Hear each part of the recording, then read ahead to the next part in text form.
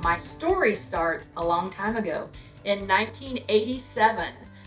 That was a year full of change for me. I graduated from college, I got married, and I moved to Xenia, Ohio. Early on, one of my biggest fears, I think, or my challenges to overcome was one of my first shifts I worked at the Fairborn home. There was a lady there who's deaf, and she was trying to communicate with me.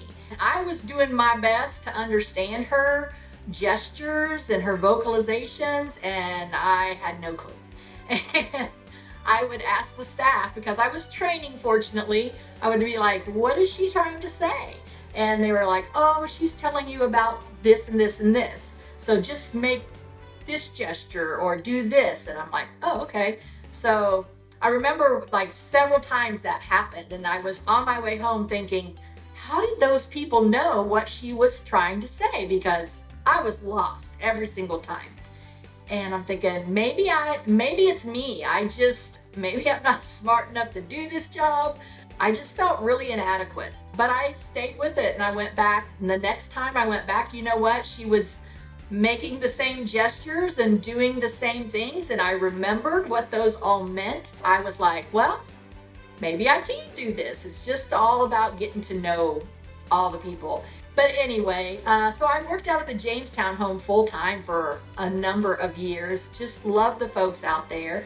My one of the program people, I think she was a program director or program coordinator, I'm not sure what her title was at the time. She started talking to me about becoming a QMRP. It's now a QIDP, and I was like, okay, well, I guess I might apply to be a QMRP. So the Q left at the Jamestown home and I applied, and they hired an external person. And I was like, oh, okay. That person stayed just maybe less than 6 months and she left, and they said, are you gonna interview again? And I'm like, okay, sure. So I did. And again, they hired someone external. And I was like, okay, I still love doing my job, right? You know, I still love what I do. That person didn't stay very long. It came open again, only I didn't fill out the paperwork to apply for it because I thought, well, you know, I'm okay if they don't hire me to be a Q. I'm fine with that. I love what I do. And the human resources manager called me and she was like, Cindy, I haven't got your job opportunity request form. And I was like, well, since you didn't give me the job the first 2 times, I kind of see the writing on the wall, and I'm not mad, but like, I just figured, what's the point? And she's like, well, I really need you to fill out that application, you know, the request. And I'm like, all right, I guess I can do that. Do I have to interview again? Because I'm pretty sure my answers haven't changed. And so she was like, well, we can talk about that. So the 3rd time was the charm, and I was hired to be the Q at the Jamestown home and later transferred to the Xenia home. While my career was advancing, my family was growing, and I had some children. So in 1990, I had my first daughter, and then 3 years later, in 1993, I had twins. Things were getting complicated at home. My husband's job changed, and I actually had to resign, which was really hard for me. It was just what my family needed, and they needed to come first at the time. Pretty soon, though, things improved at home. My husband's job changed again, and I came back to TI, and I've been here ever since. I wanted to tell you some other things that I learned and about some important relationships that I've had. Of course, I've really enjoyed every single client, but there have been a few special ones that really touched my heart in a really unique way.